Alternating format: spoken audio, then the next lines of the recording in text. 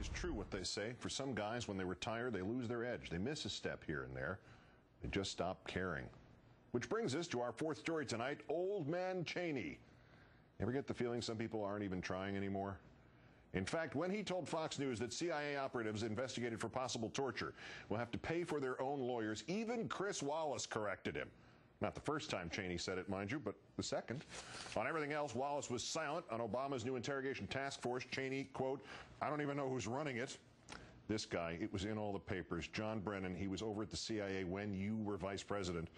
Grandpa Dick also claiming, before the preliminary investigation into CIA torture has even begun, that it's all political.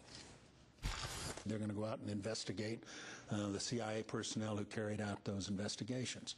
I think it's an outrageous political act that will do great damage long term to our capacity to be able to have people take on difficult jobs. An outrageous political act to be carried out by this man, Prosecutor John Durham, appointed by the Bush Justice Department to investigate CIA destruction of interrogation videos. An outrageous political act first recommended by the Office of Professional Responsibility, the ethics office of the Bush Justice Department.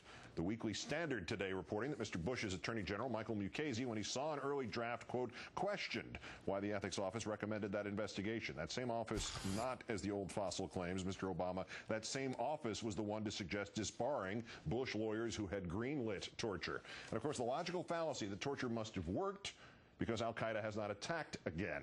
Vice President Dodo's ignorance about terrorism apparently still immune to the fact that the first World Trade Center bombing was followed by more than 8.5 years without any attack. I guess the other thing that offends the hell out of me, frankly, Chris, is we had a track record now of 8 years of defending the nation against any further mass casualty attacks from al-Qaeda.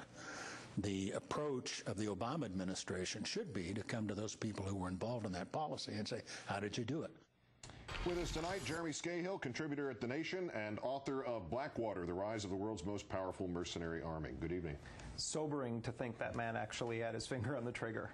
And still thinks he does. That's the other part of it. Mr. Obama said, Mr. Holder said, they both did this, that they will only investigate those who actually went beyond the Bush-Cheney guidelines, which has infuriated many on the left on the pretext that breaking the law is enough to merit investigation, let alone breaking the law that broke the law.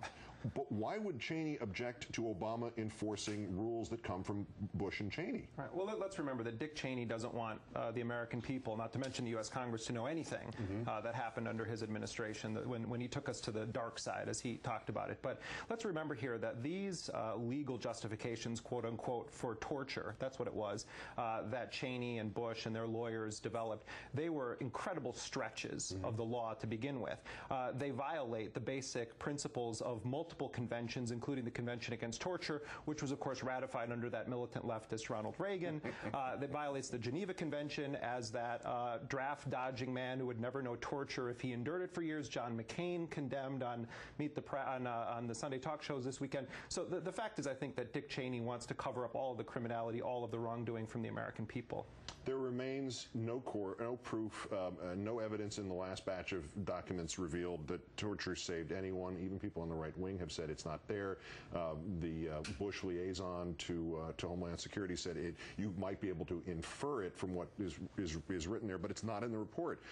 Chris Wallace failed to ask about evidence that torture hurt us, and not just in terms of reputation, but in terms of our safety. He never at all brought the negatives up in this interview. Right. Well, I mean, watching Chris Wallace, quote unquote, interview Dick Cheney, I mean, the words of Andrew Sullivan, it was like watching a teenage journalist interviewing the Jonas Brothers. I mean, the only way it could have been lower is if Sarah Palin interviewed Dick Cheney herself. So if you just look at the so-called questions that Chris Wallace asked Dick Cheney, there wasn't a single hard question there, except when he actually corrected him, as you point out, on the issue of the CIA paying for the defense of these individuals. We don't have real journalism, for the most part, in this society when we talk about the question of torture. The fact is that if the American people were aware in detail, drumbeat coverage of what was being done in their name, power drills, squeezing of testicles, slamming people's heads against walls, all of the things that went on, it would stop. That's the role of journalists. And yet we see this infotainment with Dick Cheney, a war criminal. Let me reverse engineer this as I suggested.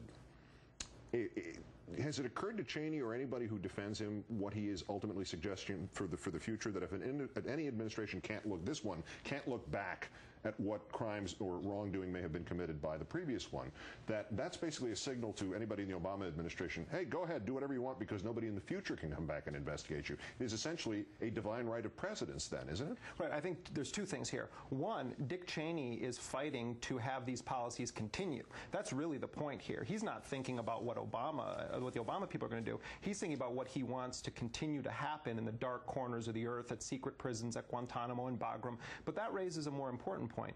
The Obama administration needs to hold these individuals accountable from top to bottom so that we send a message going forward that torture is going to be unacceptable in this country. The media set the tone, and they get an F for their coverage on this issue. Last point, briefly.